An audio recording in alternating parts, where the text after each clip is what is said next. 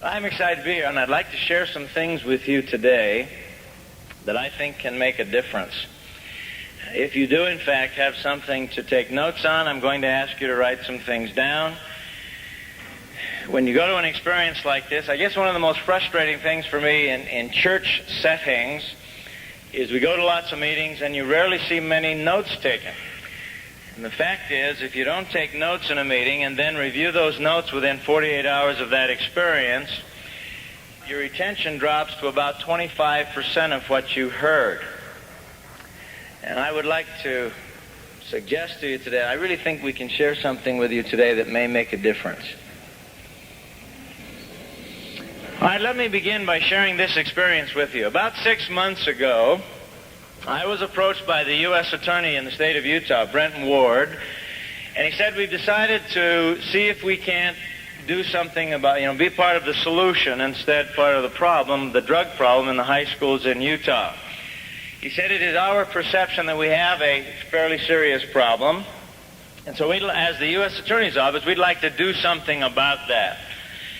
And so he approached the Utah Jazz and asked if they would support. They said they would, and then he came and said, Hyrum, we're going to put together an assembly, what can we do? And so we talked about it, and I ended up being part of this assembly. Since October, we have gone to 38 or 39 high schools, a few junior high schools, and put on this 90-minute assembly. I do about 35 or 40 minutes of it, and then a member of the Utah Jazz talks, and they put together a film, a very stark, ugly film about 3 young people in Utah and the problems that they had with drugs. These 3 were found in a rehabilitation hospital in Salt Lake. One was 16, the other 2 were 17, all 3 of them serious alcoholics and drug addicts. 2 of the 3, since the movie was filmed, are still what they call dry. They have got, I think they have 19 months behind them now of being dry, of alcohol and drugs.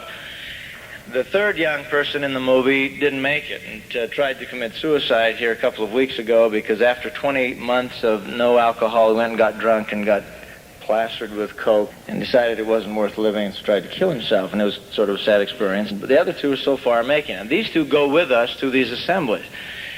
And they get up in front of these high schools, 1,500 young people in an auditorium, and they start their talk by saying, I'm a drug addict and an alcoholic. And then there's no problem after that of anyone listening in that assembly. And it's sort of been an interesting experience to discover the problem that we've had. I'd like to suggest to you today that I have some very strong feelings, opinions as to why we have the drug problem in the high schools in this state and in any state in the country, and I'd like to suggest some ways perhaps of dealing with that. I'm not talking about drugs per se today. I'd just like to talk today about how we feel about ourselves. Now, let me begin by sharing an experience with you that I shared with the group 2 years ago, but it's a good preface to what I'd like to do today. I had the opportunity when I went on my first mission, serving under a man who, in my opinion, is probably one of the greatest teachers that has ever walked the planet, Elder Marion D. Hanks. And we used to look forward with great anticipation going to see him teach and go to our zone conferences where he taught. At one particular zone conference, there was the usual number of missionaries in the mission home there in London. I think there were about 30. I think 4 of them were sisters. After the opening prayer and opening song, Elder Hanks got up and did something he had never done before. He said, I feel impressed to do something we have never done before. He said, I'm going to excuse all of you. He said, you're to leave the mission home. You have 30 minutes. You can go any place you want in London. You do not have to take your companion. That got our attention fast. He said, in that 30 minutes, you are to find a lesson of life from which you can teach something. Anywhere in London. Do you have any questions? Nobody had any questions. Room was empty. 30 minutes later, everybody came back. Everybody's pretty excited. Everybody had found something from which they could teach a lesson of life. Elder Hanks got up and he said, now I'm not going to be able to hear from all of you, but he said, there are a couple of you I'd like to hear from. And then he pointed over to a great big elder sitting in the back of the room. Now, this elder always sat in the back of the room. And he pointed to this elder and he said, Elder, I want to hear from you first. Now, Elder Hanks had a way of scrutinizing the front of your backbone. And this elder looked up at him, and he just went white with fear, and the elder Hank said, "Yeah, you, elder, I want to hear from you first." So this elder started to stand. Now, I say started to stand because it took him a while. He was 6'8". And he stood up, and he had the biggest hands I've ever seen. Twice the size of my hands, in thickness every other way. Shaking hands with this elder was an experience in pain. He stood up and he put his hands in his pockets, and this is how he started. His head was down like this, and his hands were in his pocket. He never looked at anybody when he started, and this is what he said. He said, "You know," he said, "when I left here 30 minutes ago," he said, "I knew I'd never find anything that would interest you." He said, "I went down to the British Natural History Museum." He says, "I covered that whole museum in 29 minutes. If you've ever been in the British Natural History Museum, you can't cover that thing in 3 weeks, let alone 29 minutes. He had to run full tilt to get through that museum. 29 minutes, covered the whole thing. He said, as I was walking out the side doors, I didn't find anything. As I was walking out the side door, my eye caught a glass case. He said, in this glass case was the most magnificent stuffed greyhound dog I'd ever seen. He said that dog was stuffed in a running position. He said, you know, as I stood there looking at that dog, I had a thought. And he said, you know what the thought was? Remember, he's looking like this and he's not looking at us. He said, you know what the thought was? He said, you know, if that greyhound ever got in a race with my Airedale back in Idaho. He was from a little town in Idaho, and he was obviously embarrassed about his grammar. He had the grammar from someone from a little town in Idaho. Now, I am not knocking little towns in Idaho. But he was a little uncomfortable about his grammar, and it was bothering him. And he said, if that greyhound ever got in a race with my old Airedale back in Idaho, that greyhound killed my Airedale. No way my Airedale ever keep up with that greyhound. But then he said, you know, as I stood there thinking about that race, a second thought came to me. When he said the word second thought, he stood up a little straighter. And not full straight, but he kind of came up like this, and he started to peer at us a little bit. And he said, you know what the second thought was? He said, the second thought was, but you know what? If that greyhound ever got in a work contest with my Airedale killed that greyhound. Then he got all excited about his Airedale killing that greyhound in a work contest. Then he said, you know, as I stood there thinking about that work contest, a third thought came to me. And when he said third thought, he came up to his full height. His voice got a whole lot stronger. Now he was looking at it straight on. Hands never left his pocket. He said, you know what the third thought was? He said, I'm just like that Airedale. Then he turned to his companion. He said, his companion's name was Perry Driggs. He said, you know, Driggs, you're just like that greyhound. Old Driggs looked up at, I need to understand, Perry Driggs, before his mission, had graduated with honors from Harvard. Very articulate guy. He said, yeah, Driggs, you're smarter than I am. You have a lot more education than I have. You speak better than I do. But I'll tell you what, Driggs, I'll work you to death. And then he sat down. It's the most wonderful talk I'd ever heard. In the next 90 days, he proceeded to prove his point. He dragged Driggs out of bed 30 minutes early every day, sit him up in his bed. You talk better than I do. Teach me to talk the way you talk. So Driggs gave him grammar lessons. Then he'd drag him out tracting an hour early every day, drag him from door to door. He'd stand him up in front of the door. You talk better than I do. You talk, I'll get you to the next door. In the next 90 days, the Greyhound and the Airedale out-baptized any 3 teams in the British mission. Finally, old Driggs called the mission home. You got to get me out of here. This kid's going to kill me. He says, I can't take it anymore. Now, the wonderful thing about that was, in that wonderful, maybe 2-minute talk, the only thing that changed was his self-worth. He discovered for the first time, you know, it's okay to be 6'8", have big hands, talk funny. I can do anything I want. I'm a son of God, for crying out loud. I can learn to do all that stuff. And the minute he started feeling okay about him, miracles started to happen in his life. Now, what I want to talk to you about today, brothers and sisters, is self-worth. If there is a group on this planet that should have a wonderful, powerful self-worth, it's the group sitting in this room. Why? You know who you are. You know where you came from. You know who your father is. We ought to have the most powerful self-worth out there. The most magnificent gift that you could give any of your children is a wonderfully powerful self-worth. Then they're able to cope with anything the world throws at them. I can remember my mother and father telling me from when I was a small boy, you can do anything you want to do if you want to do it bad enough. Started to believe it. Almost killed me several times. I decided I could swim across a place called Hanama Bay. I grew up in Hawaii, got halfway across, nearly drowned. I was treading water, and I was looking out to sea, and all of a sudden I saw a fin about that high gliding through the water. I got to the other side really fast. But it's just something that I started believing. I can do anything I want if I want to do it bad enough. Now, to teach the principle of this whole thing, of how we feel about ourselves and how we can make it better, let me share with you a couple of reasons why it tends to be poor, and then I'd like to share with you today a control model. If you'll internalize this model, the impact it can have on you and your future is electric. Two big reasons why we tend to have poor self-esteem. Number one is we live with put-downs all our lives. How many in this room, by a show of hands, have ever been put down? Today.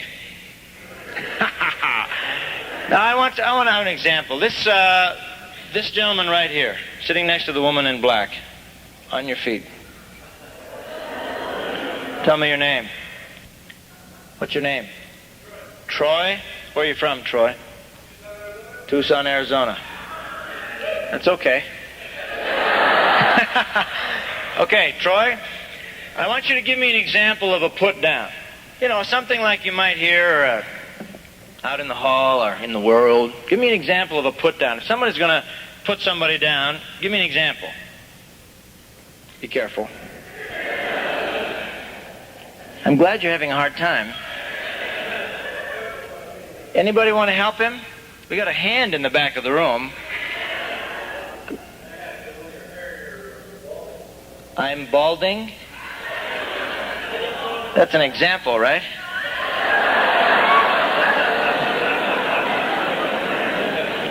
Sit down, Troy.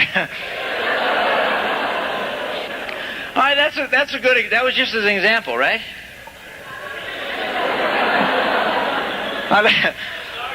Let's stand up. Stand up.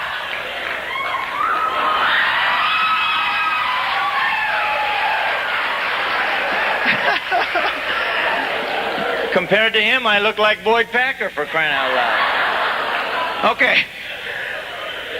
All right, now, let's suppose Troy is about 10. Troy comes into the breakfast table and Mom says, Troy, did you make your bed? Oh, man, Mom, I forgot. You idiot, that's the third time this week. Are you stupid or something? Get back in there and make your bed. Do moms ever talk like that? Troy just got his first put down. Now Troy goes to school on the bus, walks in the class, teacher says, Troy, where's your lunch pail? Oh, man, I don't believe it. I left it on the bus. You dummy, that's twice this week. What are you going to have for lunch? Crayons? Troy just got his second put down. Do teachers ever talk like that? You know, when we were in Ventura, my daughter Glenna, then 12, was in a math class and raised her hand and asked a question about a problem on the board. And the response from the teacher came back, and I quote, "You idiot, we covered that yesterday." Do you know how long it took me to get her to ask another question in that class? She never did. It took her a whole semester. Scared her to death. Now Troy goes out during recess and he's playing catch with his friends, and he misses the ball. Can kids be ugly to each other? Oh yeah, you nerd, you can't even catch. He gets 47 more put downs. What's Troy been told all day? I'm dumb. If he gets a steady enough diet of that, what's he going to be? Dumb. He'll live up to those expectations. Let me tell you about crabs. Not to change the subject or anything. Growing up in Hawaii, one of the fun things we did as kids, we'd go crabbing. We'd get a bucket about that deep, put it in the sand, go out in the ocean, get crabs, put them in the bucket. We kept them alive in the bucket.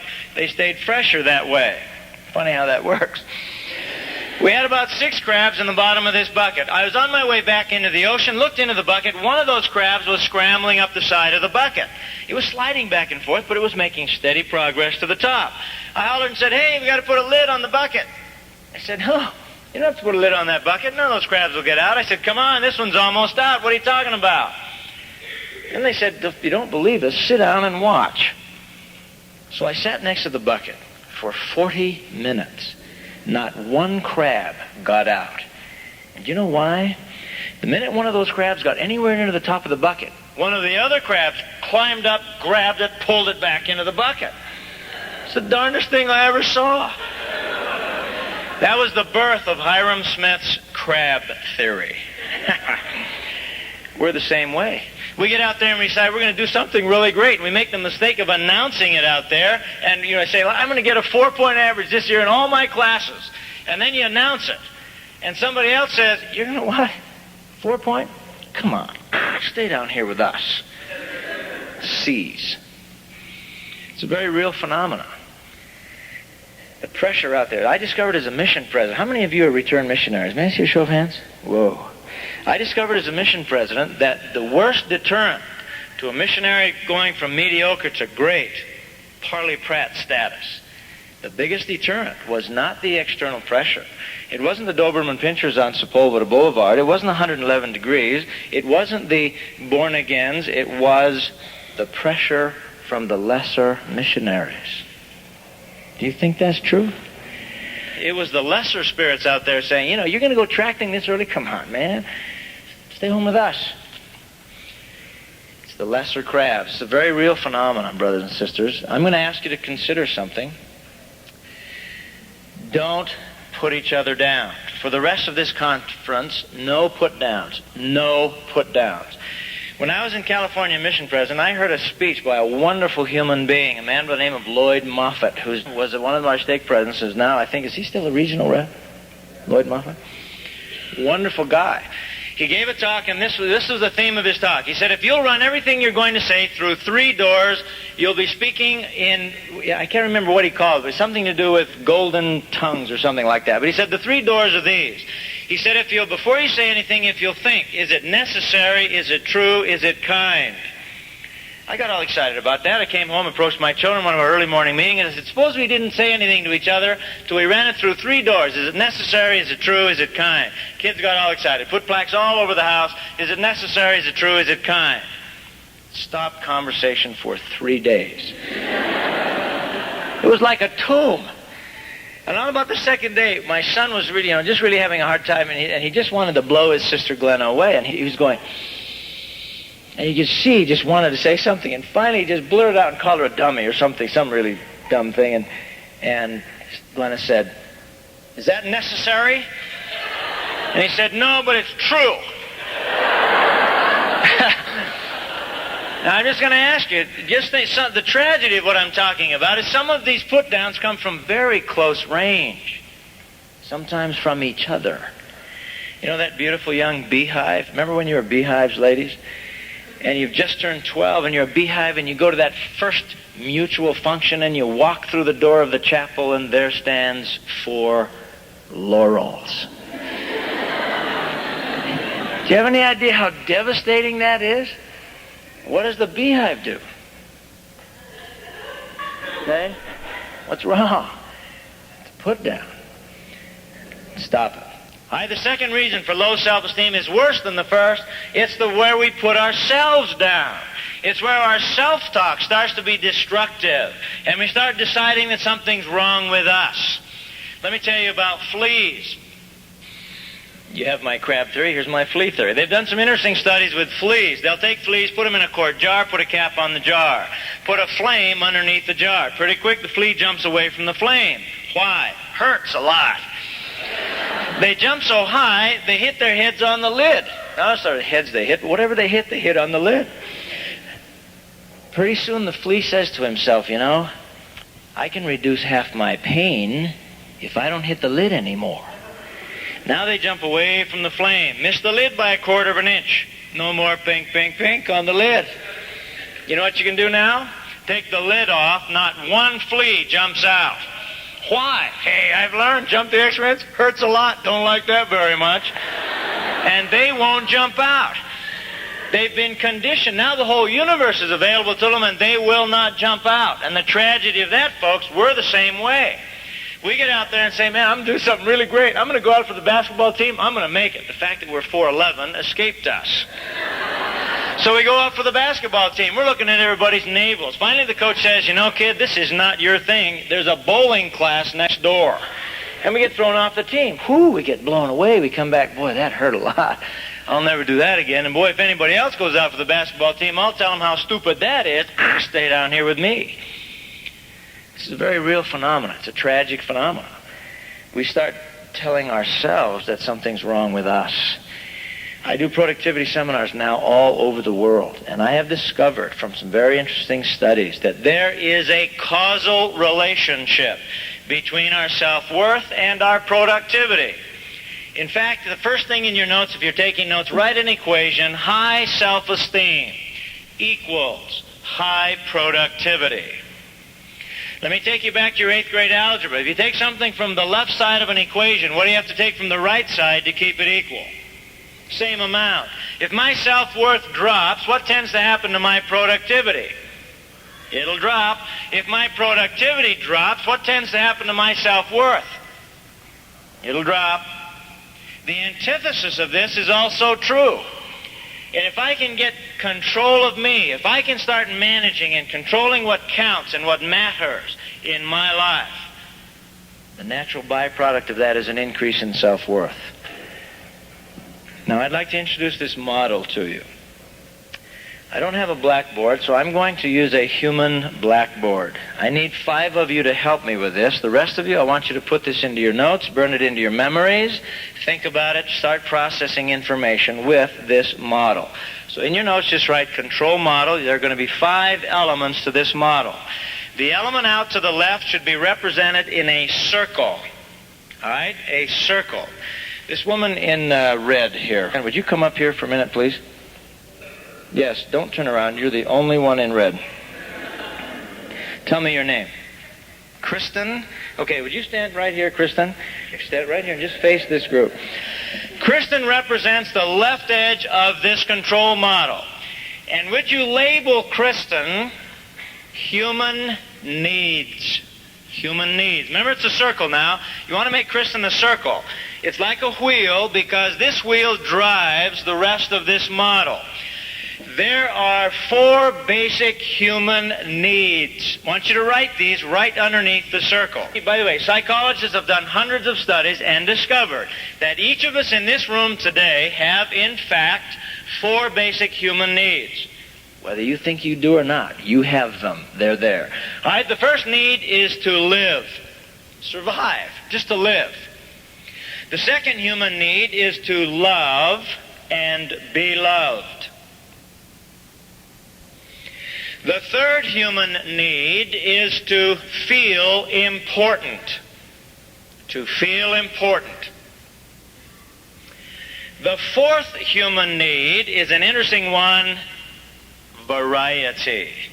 We have a need for variety. That's why none of us are all dressed in white today. That was not a put down, guys, really. Okay. Remember the 4 basic needs. We all have them: to live, to love and be loved, to feel important, and variety. That's why we go on vacations. That's why we watch different TV programs. Variety. All right, these needs are powerful needs.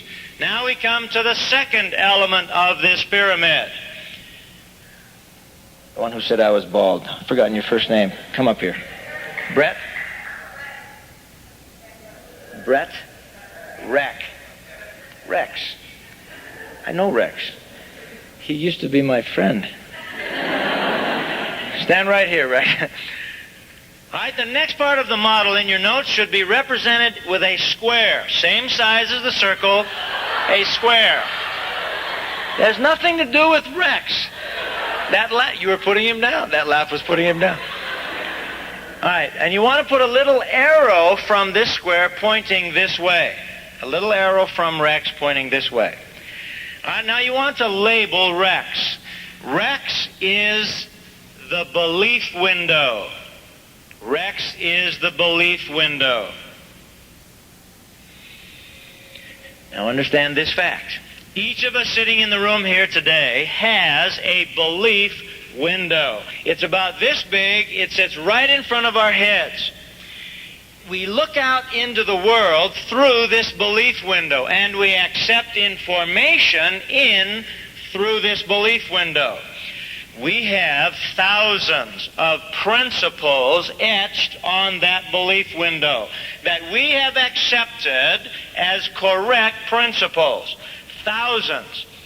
Now we give lip service to the big principles, like gospel principles. I'm talking about all kinds of principles. Let's start with an example. Let's take a little principle. Let's suppose we have etched on our belief window this principle. All Doberman pinschers are vicious. Do you think that's on anybody's belief window out there? Could be, all right? So we got that belief. What need do you suppose is driving that principle? To live. To live. Now understand, these needs are driving everything on this belief window, because the principles on this belief window are going to be driving something out here that hopefully will satisfy our needs. All right, now I need the third element of our model. Let's have this woman right here that is blonde. Yes, you. Don't turn. Yeah, you. Tell me your name. Tell me your name. Michelle? Okay, Michelle, you stand next to Rex. Michelle is to be represented in your notes as another box. Notice I didn't say square, Michelle. Box. And with another little tiny arrow pointing this way on the model, okay? Because the principles on our belief window now start to drive what Michelle represents. Would you label the box that Michelle represents rules? Rules. And then right underneath or inside the box, write the words if, then. If, then. We call these the if-then rules. Now here's how it works. We have the needs, it drives these principles. Let's say we have the principle on our belief window that all Doberman pinschers are vicious. Now we start setting up specific rules for behavior. In other words, it goes like this. If that is a correct principle then, and I walk into somebody's yard and see a big black Doberman pinscher, what am I going to do? Okay, I will run. I'll leap tall buildings. I'll get away. Okay? Now what need is driving that? To live.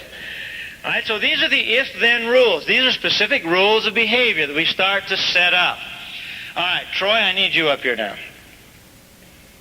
Troy is going to be a critical, vital part of this model. Troy's going to be out here just to the left of Michelle. Represent Troy with another box. Are we doing all right, Kristen? You're okay? Okay. Troy represents behavior. Behavior. You might even add the word action. Now we start to behave, okay? All right, let's go back and bring us up to where we are. We have a belief on our belief window that says all Doberman pinschers are vicious. If that's true, then we come into somebody's yard, there's a big black dog. What's Troy going to do? He'll somehow protect himself. He'll run. Have you ever seen a young person walk into somebody's house, see a dog, and go nuts? Why? What's on that kid's belief window that makes that kid go crazy? All dogs are vicious, maybe. Okay? All right, let's take a couple more examples. Suppose you have on your belief window that your self-worth is dependent on your possessions. What need is driving that, do you suppose? Maybe to feel important. All right, you have a second belief on your belief window that European possessions are better. Okay, so I've got two beliefs on my belief window. My self-worth is dependent on my possessions, and European possessions are better. If that's true, then I get over here to Michelle, and I start setting up rules for behavior. If that's true, then, and it's now time for me to buy a car, what's Troy going to buy? BMW. Okay? Anything but a VW. All right, he's gonna buy a European car. Why? Because the principles on his belief window are driving that. Okay, let's take another example. Suppose you have on your belief window that all teachers are mean. Somewhere you got it on your belief window, all teachers are mean. What need do you suppose is driving that? To live? Could be a combination of several, could it not? Maybe to be important, maybe to be loved. Okay? If that's true then, and I start setting up my rules for behavior, and I go to a new school, how am I going to interact with my teachers? I'll close down. Now understand a very important fact at this point. If you observe someone's behavior for a while and see a pattern of behavior develop, what can you predict here at Rex? Can you tell what's on the belief window? Yes. If you know what's on someone's belief window, what can you predict about out here? Can you predict their behavior with some accuracy? Yes, you can. Let me give you a fun example. This fellow came into the kitchen one Sunday afternoon. His wife was preparing dinner, pulled out of the oven a big, beautiful ham. The ends had been cut off the ham. He said, "Why did you cut the ends off the ham?" "Makes it taste better." "How do you know that?" "My mother told me that." So on her belief window, you cut the ends off to make the ham taste better. The behavior was cutting off the ham. They were at the mother-in-law's house for dinner the following Sunday. He approached his wife's mother and said, "I understand you cut the ends off your ham." "I do." "Why do you do that?" "Makes it taste better." "How do you know that?" "My mother told me that." 2 generations now, the belief is, cut the ends off the ham makes it taste better. The grandmother was still alive. He went over and picked up the phone. This guy was bugged. Called the grandmother. "Do you cut the ends off your ham?" "Yes, I do." "Why do you do that?" "Won't fit in my oven if I don't." 2 generations later, still cutting off the ham. All right, now we need the 5th element of the model. Then we'll run some examples through it, okay? This gentleman right here. Come on. What's your name? Dan. All right, Dan, stand next to Troy. Where are you from? Tucson. Everybody from Tucson? Okay. Dan now is to be represented not by a square box, but by a rectangle. No arrows going from Dan. There is an arrow from Troy to Dan, by the way, because this whole model is going towards Dan. So write a rectangle now and label this part of the model results. Results. All right, Dan, I want you to come over and stand right in front of Kristen, facing Kristen. Now, I want you to write down a statement. There are about 5 statements that I want you to write down, and never forget, pray about this. I want you to really think about this. Here's the statement. First statement. If the results do not meet the needs, there is an incorrect principle on the belief window. So when Dan gets back to Kristen, if this is not meeting Kristen's needs, we've got an incorrect principle. Okay, Dan, come back here. Now let's run a couple of things through this model. Let's talk to you men for a moment. Suppose one of you men out there got it on your belief window that men are just a little more important to God than women. Okay? Now let's just think about this, guys. Somewhere in my growing up, I picked up that men are more valued than women. I don't know where I got that. Maybe it's because my soccer coach used to say, if you don't play better, I'll make you wear a dress. Or maybe it's because my soccer coach said, you're playing like little girls, or something like that, and men don't cry and stuff like that. So I got on my belief window, men are a little better than women. If that's true, then, what need is driving that, do you suppose? Maybe it's to feel important. There could be a consortium of them. If that's true then, and I am now married, and my wife asks me to do the dishes, what will Troy do? He may respond by saying, that's women's work.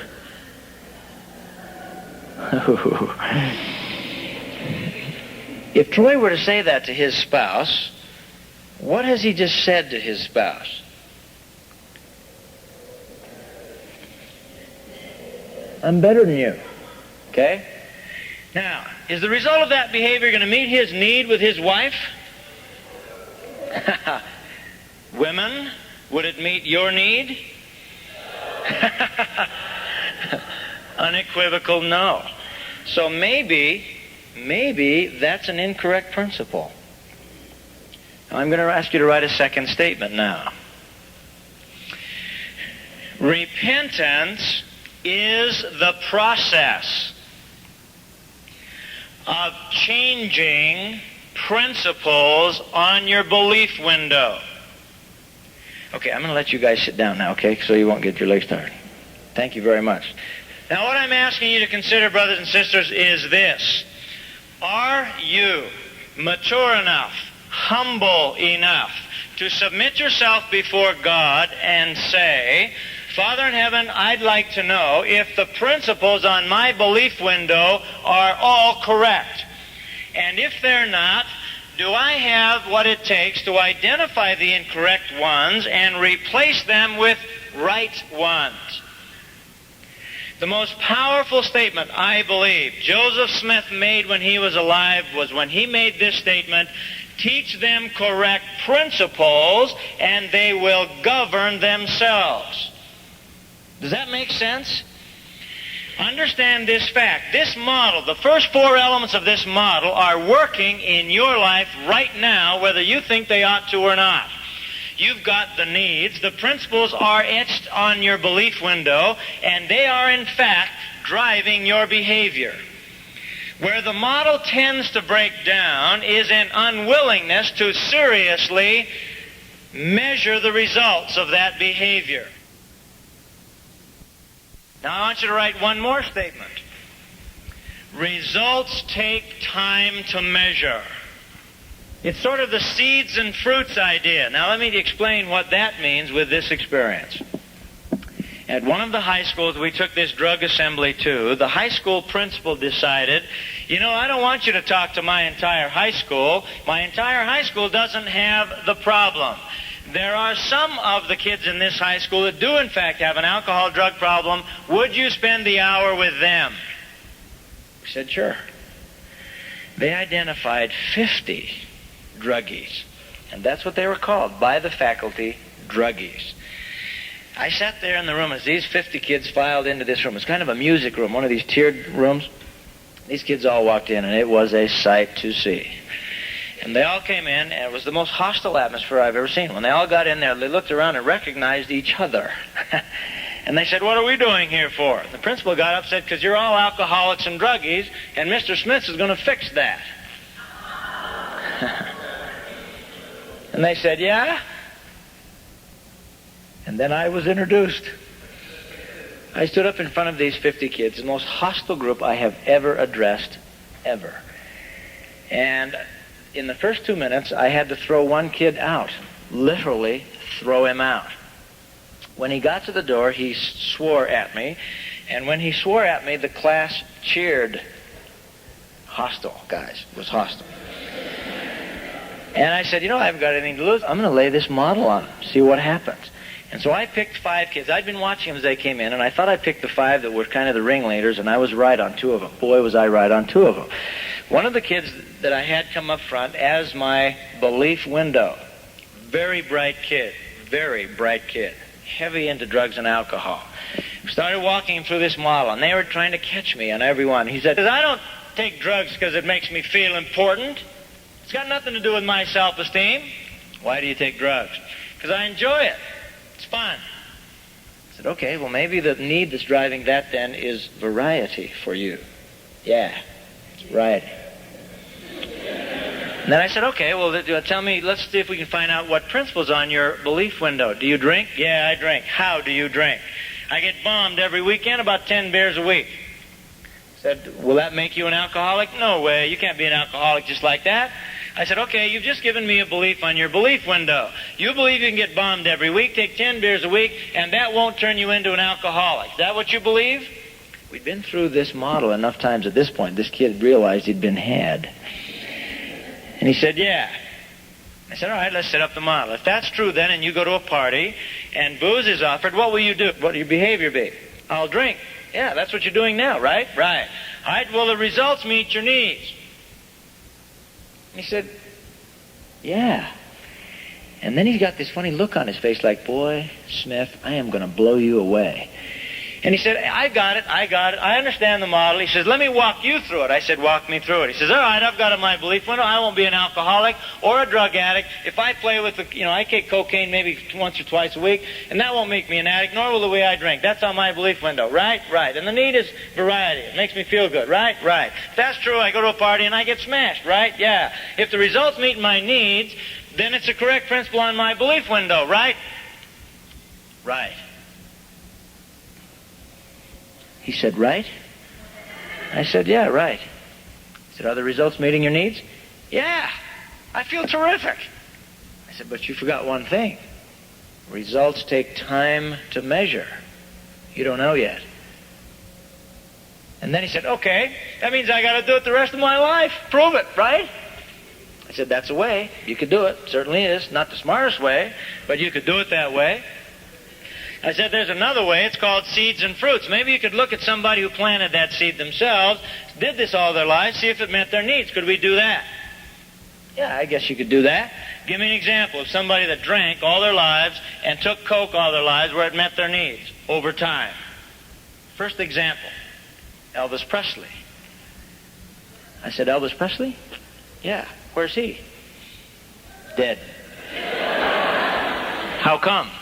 OD'd on drugs. Give me another example. Janis Joplin. Where's Janis Joplin? Dead. How come? OD'd on drugs. Give me another one. John Belushi was the third example. Where's John Belushi? It's dead. How come? OD'd on drugs. Are you seeing anything? This is what I said. Are you seeing anything here? The kid was ashen-faced at this point. And I said, over time, are the results of that behavior going to meet your need? And I said to him, I said, I'm not here today to tell you what to put on your belief window. All I'm here to tell you is what's happening right now. And at some point, you're going to discover that the results of that behavior may not be meeting your needs. And it may be too late. In the back of the room was a kid with green hair. Green hair. It stood this high above his head. Straight hair. He sat in the back of the room, and he was just kind of over the back of his chair, and finally he raised his hand and said, this doesn't make any difference anyway. I said, what do you mean it doesn't make any difference? This is a very hostile environment. It was a lot of fun, quite frankly. It was a lot of fun. He said, we're all going to be dead in 10 years anyway. What do you mean we're going to be all dead in 10 years? He said, we're going to blow ourselves up. There's no way we'll survive more than 10 years. I said, you just gave me a belief on your belief window. I did? Yeah, you did. You believe that we're going to be blown up in 10 years. And then I said, how many of you in this room believe that? 42 hands went up out of the 50. I said, you all believe this world, we're going to blow ourselves up? Oh, yeah, this is dumb. I said, let's take it through the model. You believe we'll be blown up in 10 years. If that's true then, and it's now time to go to school and do well in school, what will your behavior be in school? In one voice, we'll blow school. School doesn't matter. That's right. You're right. You'll do that, and that's what you're doing, right? Yeah. Well, is the result going to meet your needs? Suppose you're alive in 15 years. Just suppose we don't blow ourselves up in 10 years. We're alive in 15. Will the results of your behavior now meet your needs out there? How are you going to eat? And he was stone quiet. And the kid with the green hair says, doesn't mean you don't try.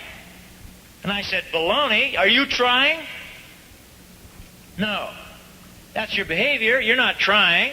We just discovered the belief on your window that's causing that behavior.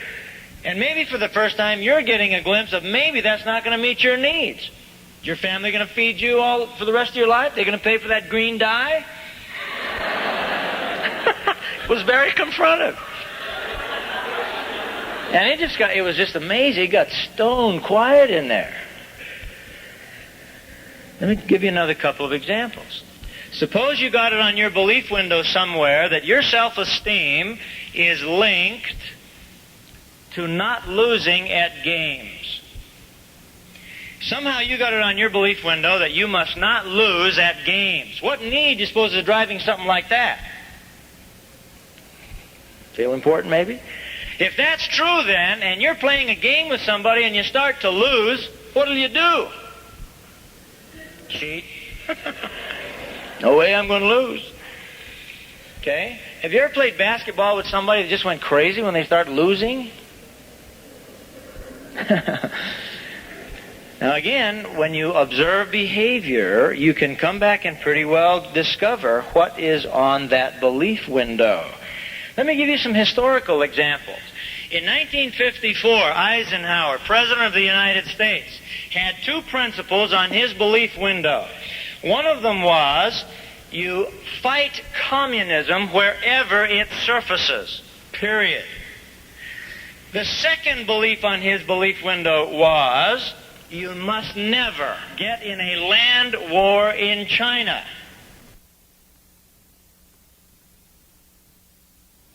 Was on his belief window. If that's true then, and the French approach him in 1954 and say, hey, we're in an ugly war in Vietnam, we need help. What's Eisenhower's behavior going to be? Driven by his principles. Fight communism anywhere, so what does he have to do? He's got to help. But don't get in a land war in China. So what did Eisenhower do? Gave them everything but what? Men. Gave them munitions, money, supplies, ammunition, guns, no men. So his behavior was in line with his principles. 1960, John Kennedy, President of the United States. His Secretary of Defense is a man by the name of Robert McNamara. Robert McNamara had a belief on his belief window, computers never lie. Somewhere he picked up the belief that computers never lie. If that's true then, and McNamara sets up his rules for behavior, and the computer spits out and says, given enough men, munitions, supplies, you can win a war anywhere on the planet, what's he going to recommend to Kennedy? So what'd Kennedy do? Advisors show up in Vietnam. Now, did the results of that meet our needs? I just throw that out to you as a question. 1935, Adolf Hitler had a need to feel important that is unexcelled in this century. Did we know what his principles were? Yeah, he wrote a book. We knew. He had on his belief window that everything was racial. The races were graded. What was the highest race? The Aryan. What was the lowest races? Jews and blacks. They're the worst. Now, if that's true then, and he starts setting up his rules for behavior, and he's got an economic disaster in Germany, it's got to be somebody's fault. Can't be Aryans. Aryans are best. So whose fault is it? Jews. So he started attacking the Jews. But he had a problem in 1935. The Americans and the British are Aryans. They're like me. They're good guys. That means I must be able to make peace with them. They won't fight me because we're all Aryans. Only all of a sudden, 1939, he's in a war with Britain. He wasn't able to make peace, and the Americans are supporting the British. He couldn't figure that out. So what's the only thing Hitler could do and be consistent with his belief that everything is racial? He decided that Winston Churchill and Roosevelt were Jews. It's true, folks. He believed that. It's the only way he could reconcile this. They have to be Jews.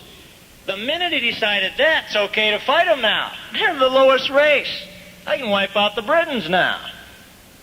Well, did his behavior meet his needs? How long did the 1,000-year Reich last? 13 years.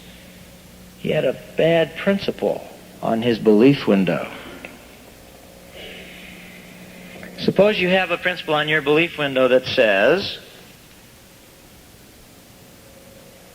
my self-worth is linked to never losing an argument. It's not macho to lose an argument. If that's true then, and my teenage son comes in and starts arguing with me, what will my behavior be? Death.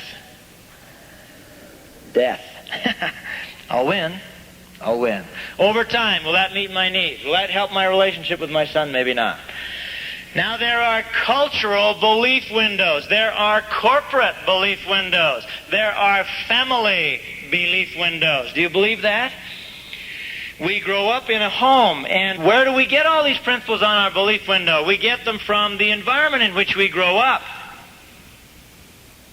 Suppose I have on my...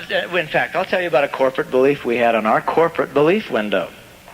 At the Franklin Institute, we had a belief on our belief window that you cut costs no matter what. A good business management principle is you always cut costs. Now, what need do you suppose is driving that for a corporation? Survival. All right, if that's true then, and it's now time to hire a receptionist for the Franklin Institute, what will our behavior be? What kind of a receptionist will we buy? Cheap. The least expensive we can get. So we did. Now, does the result meet the need? 3 weeks later, the senior vice president from Rockwell International, they built a space shuttle in Anaheim, California. You got a really interesting receptionist, Hyrum. Really? Yeah. She doesn't speak English. She doesn't? No, I called up a little while ago and asked if she had some things, and she said, we ain't got none of them. Now, who is our window to the corporate world? Our receptionist. We changed the principle on our belief window. And the principle was, we want to have the finest reputation in America, period. If that's true, and it's now time to buy a receptionist, what will our behavior be as a corporation? What kind of receptionist will we buy? The best. And we have the best in Utah. And she is expensive. But she's the best. Now, is the result meeting our needs? Yeah, it is. I found as a young bishop up in Portland, Oregon, that what I used to do is I used to attack the behavior all the time. In fact, people would come into my office, and there were times, here I'm a young bishop, people would come in and I'd find myself wanting to say, you did what? You can't say that.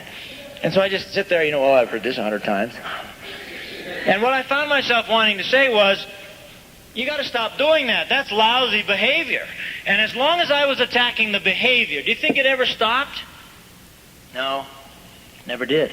All my nifty plans never worked.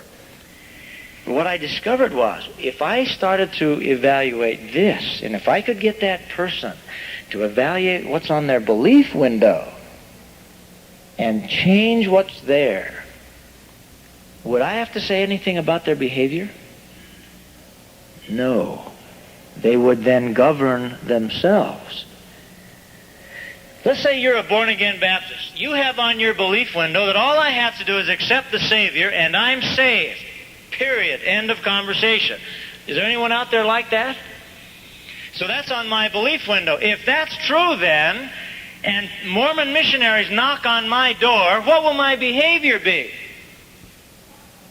I'll slam the door. Now, what's driving that behavior? A belief on the belief window. Is the result going to meet that person's need over time? At some point, that person's going to stand before God and wish they'd open the door. What are the missionaries asking of the people of the world when they knock on the door? They're saying, would you mind taking your belief window off for an hour and putting it on the table and see if we can see if they're all correct? Now, that's a door approach. Because in my opinion, you got some really lousy principles on your belief window.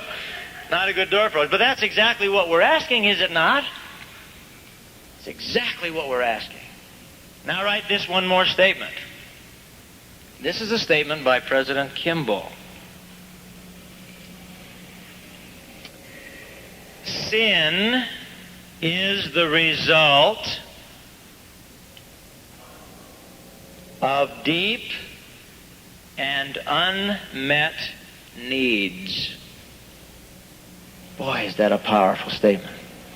Plug that back into the model. One of the basic needs is to love and be loved, is it not? Kristen, would you stand up again? Just stand where you are. Don't have to come up here, just stand where you are. The basic needs were to live, to love and be loved, to feel important, and variety. If any one of those needs that Kristen represents is not being met, then all of our energy will flow into this model to make that need met.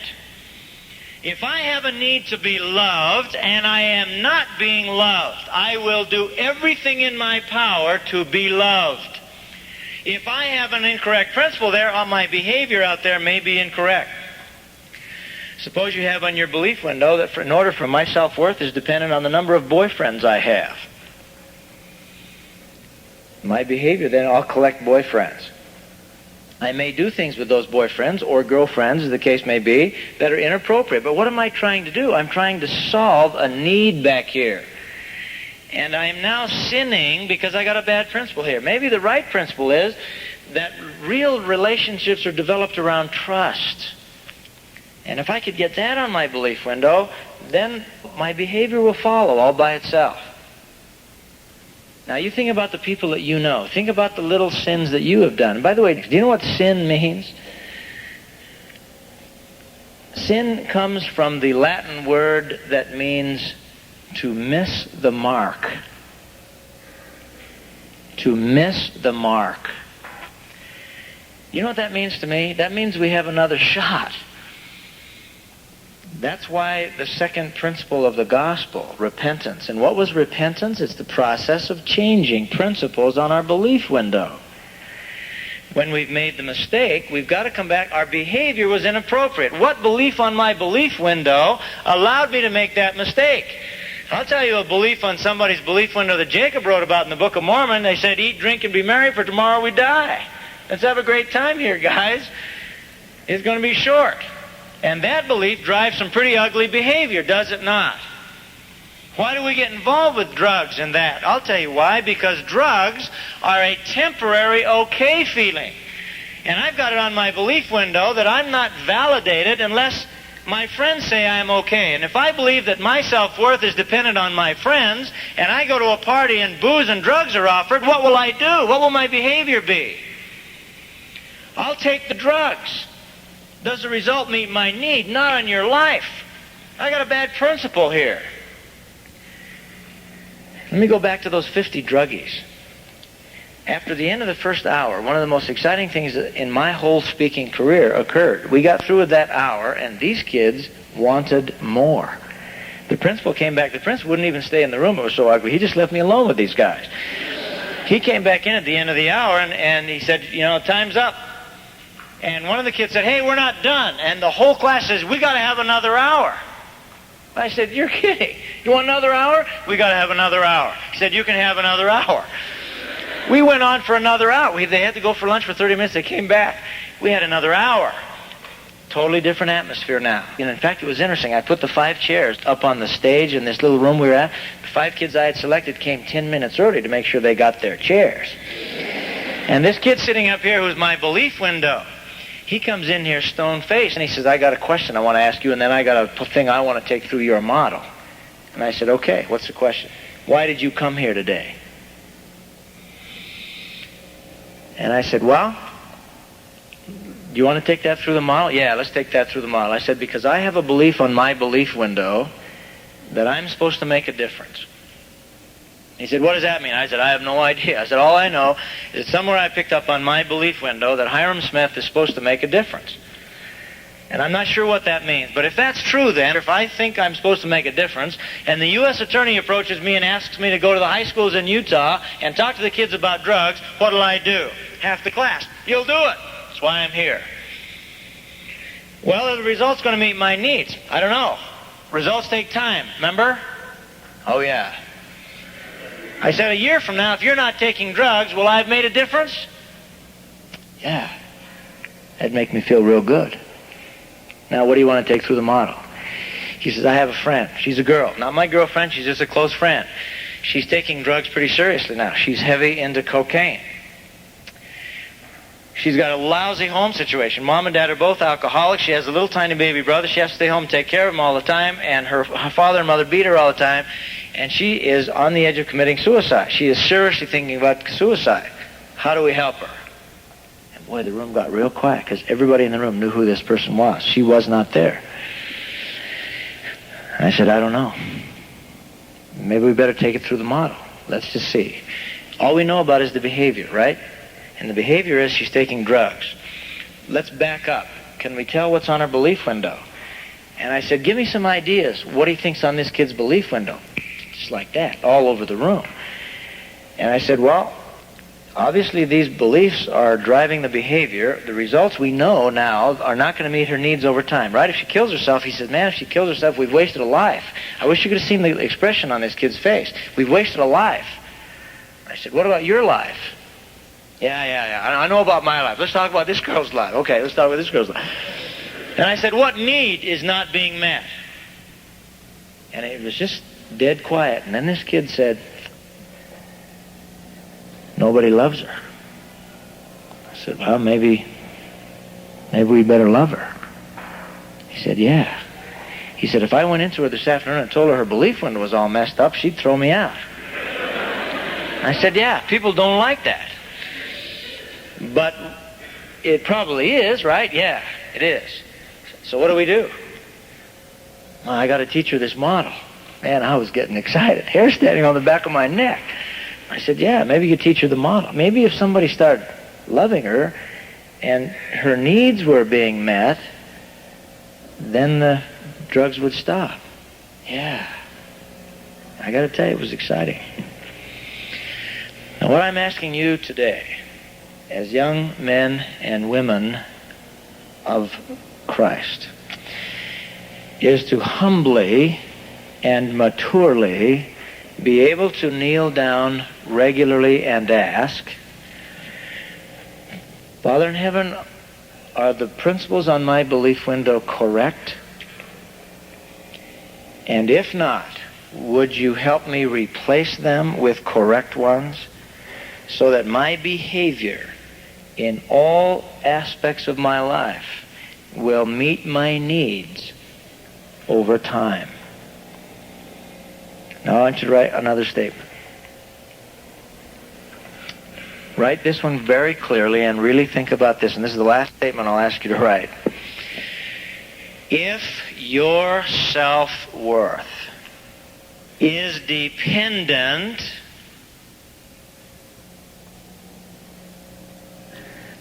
on anything other than your relationship with Christ, you are in big trouble. Suppose, young men, you got it on your belief window that your self-worth is dependent on the number of children you have. And that may be a cultural belief, right? If that's true then, and I'm now married, how many children am I going to demand? 25, whatever it takes. And suppose you've married a sweet, young, beautiful woman that is not physically capable of doing that. I had a pretty close friend lose a wife. And for some reason, it was just important to him to have 12 kids. So he had 12 kids. And he has a different wife now. The other wife couldn't do it, couldn't handle it. Now, what I'm asking you to do, take a look at the cultural principles. Separate them from gospel principles. Take a look at your community, your family, and be willing to say, Father in heaven, I want to have the right principle on my belief window.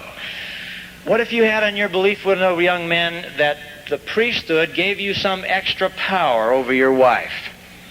If that's true then, and you're having an argument with your wife, do you think you'd misuse your priesthood? Well, if you've ever read anything from President Kimball about priesthood, priesthood's a power. And the man and woman together, equally yoked, submit themselves to that power, together, equal. I want to bear my witness to you today that the gospel of Jesus Christ was given to us so that we could place on our belief window true and correct principles that will bring into our lives now, while we're alive in this life, the peace that we can have. When I was mission as mission president, Elder Monson got up and he said, mission presidents and wives, there is only one emotion that the adversary cannot duplicate. Only one. He can duplicate every emotion in the total spectrum of human emotions, up to and including the burning in your bosom. He said the only emotion the adversary cannot duplicate is peace.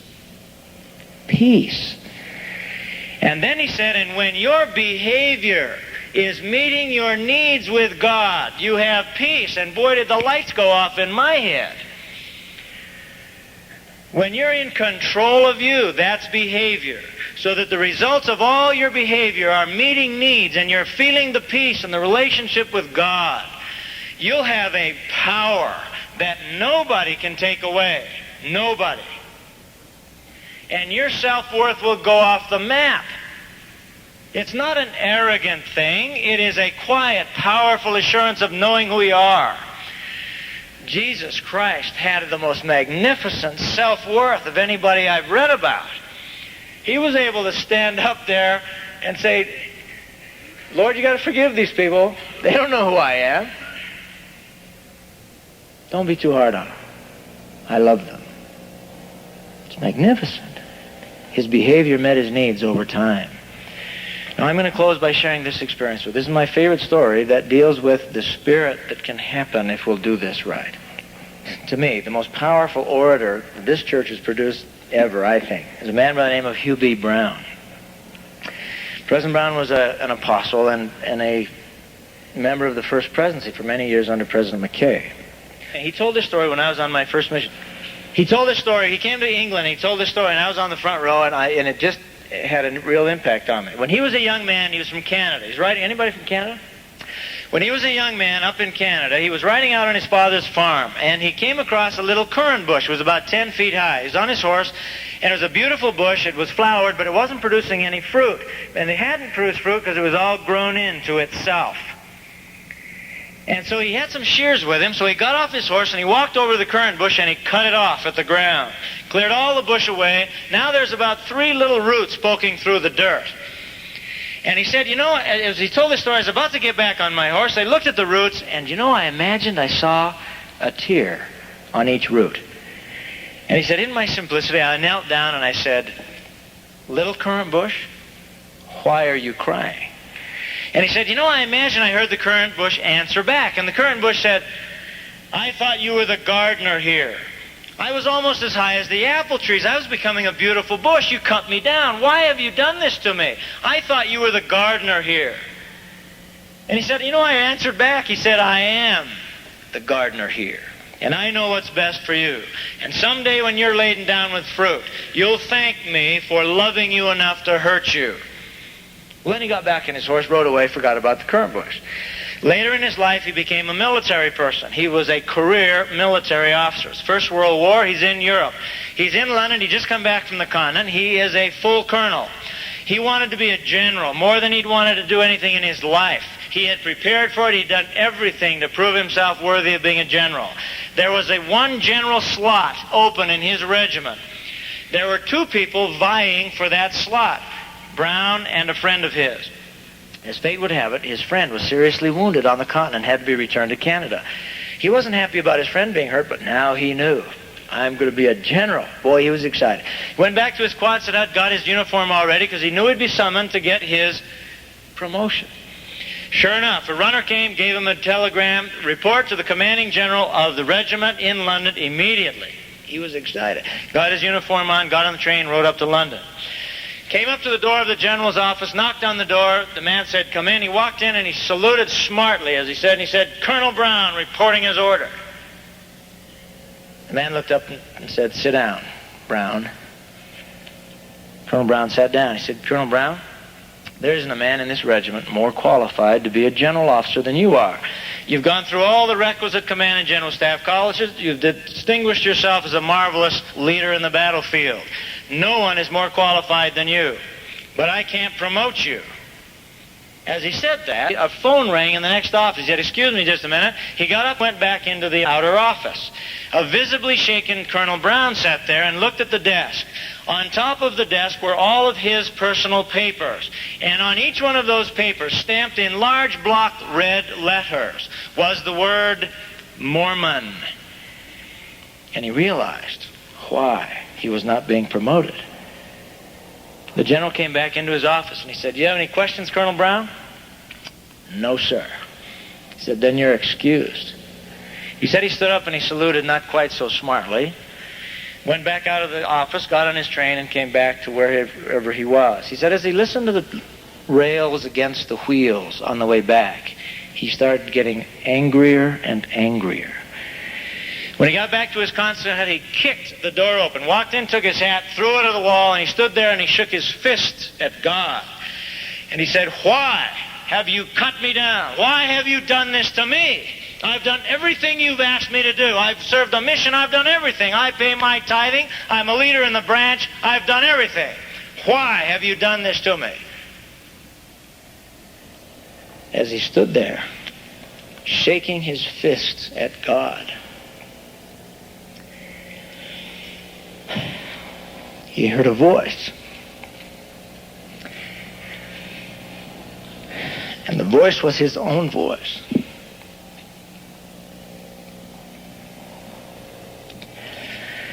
And the voice said, "Little currant bush, I am the gardener here.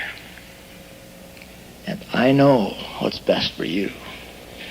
And someday, when you're laden down with fruit,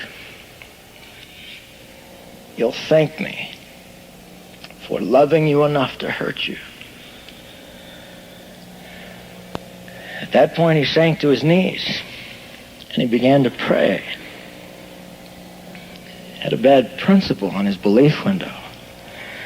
While he was praying, the Mutual was meeting in the next Quonset hut, and they started to sing, "I'll go where you want me to go, dear Lord." Well, Colonel Brown got out of the Army. It wasn't obviously his thing.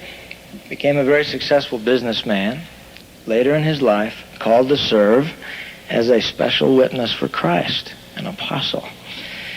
And then served for many years as a counselor to a prophet in the first presidency. Colonel Brown's now back with his Father in heaven.